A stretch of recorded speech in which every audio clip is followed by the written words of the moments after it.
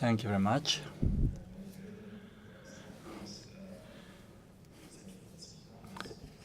For 40 years, I have been a journalist. So I learned this profession as a journalist 40 years ago and have stayed loyal to the profession because I love it. So dear Chancellor Sebastian Kurz, dear Mr. Oberauer, ladies and gentlemen, dear colleagues, I'm really very pleased to be able to speak in a country where the acting Chancellor is a fighter for freedom, also a fighter for the freedom of the media and the freedom of the press. But what's scary is, on the other hand, that this needs to be mentioned and that it is remarkable in the middle of Europe. In light of the annulled elections of mayors in Istanbul, you've seen that the freedom of the press and free speech are systematically restricted. So the cruel thinking of the ruling nomenclatura in Turkey is as follows. Those who are attacking our values, we will break their hands, we will cut off their tongue, and will destroy their lives. So this brachial attack is not even 2 years old. The president of the Turkish National Assembly voiced those thoughts and thus showed what value the freedom has in his country. 130,000 public civil servants had been dismissed. Judges, attorneys, prosecutors, 160 journalists were arrested and 193 media companies were shut down. Now, the reason I'm saying that today is because this shows the scary dimension of what threat to freedom we have in the middle of Europe. In 2 weeks' time, there will be the 9th European elections, and our European society of values is faced with challenges, and we are only beginning to understand how far-reaching those challenges are. Our objective is to win the EU elections and to change the rules of Europe, is what Matteo Salvini, the Italian Minister of the Interior, said in April in Milano. His idea is a cooperation of the Eurosceptical right-wing parties, and what unites us is not only their skepticism against Europe or their rejection of a community of values, but it's also the sometimes very aggressive attitude towards the work of the free press. The worst brood is what Salvini called the journalists in his country. It is our task as media people to observe the world with a clear eye and a clear mind. Because what we are seeing is the end of the 20th century, the end of the post-war order, the end of the Western community of values, the end of this victorious and triumph of the rule of law that ended communism, and also the end of a lot of values that our parents had shared with us. We are shocked to see how our role in the world is ever more curtailed and restricted, and with what incredible aggression journalists are confronted, and that in the midst of Europe. As a CEO of one of the major German publishing houses and as a vice president of the Association of German Newspaper Publishers, I'm standing here and I'm looking towards our future, and I believe that journalism is at risk and thus freedom is endangered. We are in the midst of an epic struggle where we are talking about the survival of free journalism and free speech and the strength of democracy. Independent journalism needs to be upheld.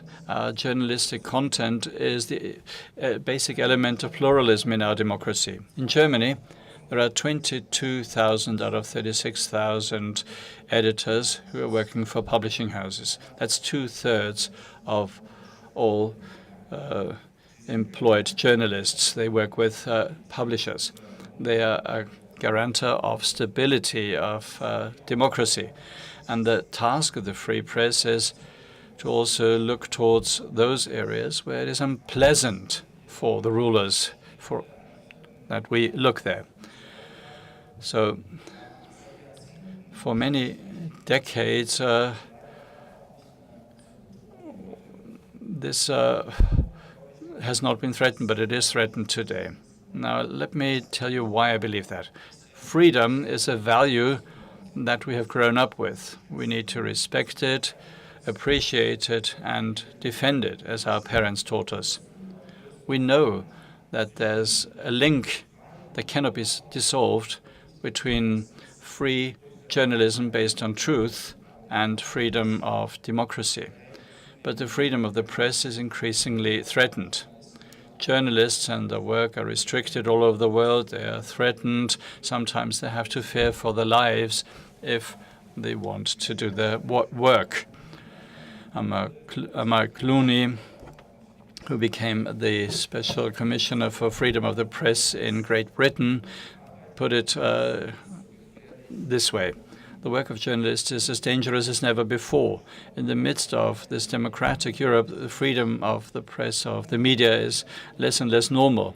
Hungary, Greece, Italy, Poland. So the list of countries where the work of journalists is restricted and the work of media companies is curtailed is growing. It can cost you your life if you simply pursue your job of looking for truth. 182 journalists and media people were killed last year. This year, 12 journalists have already died simply because they were doing their job. And 339 colleagues are now in prison. Why are they in prison? Well, because these people have professional ethics. They want to portray reality the way it is. And this brings me to the second point. The publishers stand for high-quality, reliable content based on the rule of the press. And in the social media, there's a flood of manipulative content. More and more people are losing themselves in this reality and the manipulated truths that can be found in the social media echo chambers. 30% of people in Germany get their information from social media. And we know that via Facebook, there's a lot of fake news. The 8 most successful fake news of the last year got 768,000 interactions. That's more likes, shares, and comments than all the articles of the biggest news companies in Germany taken together. So Facebook and media companies categorically reject any responsibility for their content. And thus they endanger freedom because this paves the way for manipulation in our democracies. So we, the publishers, see it as our task to counteract this with responsibility, because we take responsibility every day for the content that we publish, and we show reality in its complexity in order to ensure that people can form an opinion. The credibility of the traditional press is questioned more and more aggressively. In the US, that's the country that was the first one that included freedom of speech in its constitution. There's a president ruling there who says that the journalists are just fake media and they're the enemy of the American people. And this aggression against journalistic media is not just the case in the US, but also in Germany. There's a obtuse brown mob that is always saying Lügenpresse, halt die Fresse, so lying press, shut up. And they're always acting against journalists. So this is a really threatening constellation for our democratic system of values. On the one hand, it has never been easier to manipulate lots of people. And on the other hand, the free press is under increasing attack. And it is in this very situation where the press can or has to do justice to its role as the fourth power, the freedom of journalism is threatened economically. This brings me to my third point. The economic foundation of independent journalism is eroded due to the triumph of American technology companies. The media markets of the 21st century are aggressively occupied by them. These giga corporations use our content for their own business model. And as media companies, in fact, they occupy our markets. The publishers marketed a lot of advertisement and thus finance themselves today. We can only see growth in advertising in Google, Facebook, and Amazon. All the remainder have a shrinking advertising revenue. In 2018, all 2,000 German magazines had an advertising revenue of 915 million, and that's less than Facebook alone got, because they got 1.2 billion in revenue from advertising. Let alone Google, which is by far #1 in the advertising business in Germany. Now, the consequence of this unbridled hegemonial strategy of the platforms means that the journalistic offer and the companies behind them are on the decline. Klaus Meyer believes that in Germany in 2033, the last printed paper will be published in Germany, and all publishers are affected. Small publishers, just as the icons of our industry, the flagships such as Time Inc., the biggest newspaper publisher that died in 2018. We are all dwarves when it comes to competing with the largest corporations that have existed on this planet. What this means in the final analysis is that it is not obvious that a publisher will survive. The free press is not something that is a foregone conclusion here in Europe anymore. What happens if freedom of the press is at risk? Well, there's a problem with freedom and democracy as such. So what can we do in order to make sure that these challenges that are almost insurmountable can be overcome?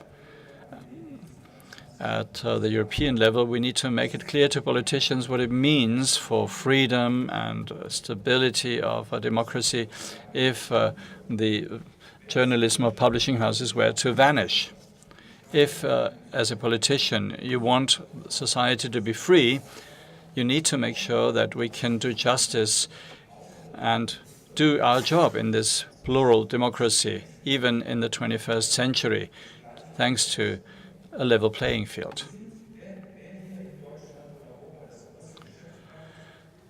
The ones who are really doing a lot of business here, they need to stick to our rules. They need to stick to applicable laws and not always find loopholes and test boundaries. That's not me saying it, but that's Frank-Walter Steinmeier, our president, saying that when he opened the Republika last week. So this gives us hope. And I think that the past few months have demonstrated that reforms in terms of freedom of the press means that we also need to fight against the lobbyism of American corporations. And it is possible to defeat them. And a major step to stabilize publishing houses is the final adoption of the new EU rule on copyrights.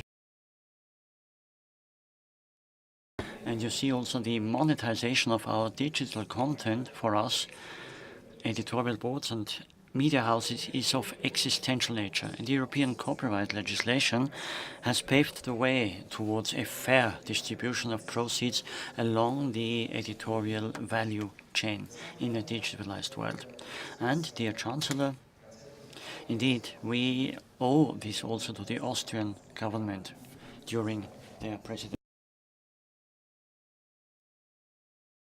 And now it's also in the responsibility of national legislation to implement this directive. And Parliament has been decisive enough. Parliament has shown that irrespective of a massive campaign, the hegemonial platform has not been adopted and borders have been shown. And this gives us new courage. What we do need is new European boundary conditions which allow to European publishers to stand the test in an international competition. What Europe needs is a well-balanced platform regulation for the gigantic fight against Facebook, YouTube, Google or Facebook. And this means also that digital press products have to be available and have to be reduced to a non-discriminatory access to these platforms, because presently these platforms can decide in an arbitrary manner and can use certain suppliers on their platforms and not give access to others. And this is of course decisive when we speak about the freedom of the press in Europe. And mid last week, the historian Yuval Noah Harari said on the digital conference Online Marketing Rockstars in Hamburg, we do not need a European Tencent or European Facebook. We need strong enterprises relying on other values than in the US or in China. What he wants to say by that is the core of our European value system: protection for individuals, their private sphere and privacy, and this also means their data in the 21st century. The implementation of the political boundary conditions is of course a major challenge, which in Europe so far has been mastered quite well. The European data protection regulation is of course an excellent example as to how the striving of large groups can be reduced yet used in a conducive manner. But it is only possible if it is applied in a correct manner, and this in turn very often is in the hands of national data regulatory offices. So in many cases it will be authorities who will decide as to who can proceed to what. And here we are on a critical path, because neither the editorial boundary conditions must worsen, nor can the new law jeopardize the distortion or the competition, which is distorted anyway in favor of market-dominating platforms. E-privacy, for instance, and so on. All this could be mentioned here, but there are so many of these points because, as a matter of fact, 80% of the economical political decisions which are of essential nature for our industry are taken in Brussels. This is why quite certainly we are getting nervous, and we will all be nervous in 14 days when the European citizens will decide on their future. This time it is not enough just to hope for a better future. This time one actually has to take responsibility. This is the electoral campaign of the European Parliament. And as a matter of fact, these two sentences certainly tell us what the name of the game nowadays is. So there has to be responsibility. We all have to shoulder this responsibility, because the fight for freedom has started again. We had fallen to the collective illusion that this freedom is obvious and is a law of nature, but it's the very contrary, of course, unfortunately. When thinking of freedom and its meaning for European democracies, one very nice, almost romantic political poem of Max von Schenkendorf and company stems from 1815. The freedom I mean, Freiheit, die ich meine. He wrote it under the impression of the victorious 1813 to 1815 regime, which ended the French domination under Napoleon Bonaparte. Maybe we should also think of this vision in order to see what the future of our industry is. Die Freiheit, ich meine, means the value of freedom for us human beings is essential, can't be replaced, and free press is an essential part of that. It grants stability in our marvelous democracy, and I believe that this is our mission, this is our task, and this is what we have to fight for day after day. When we do not fight for freedom any longer, this is the day where freedom would die. Thank you.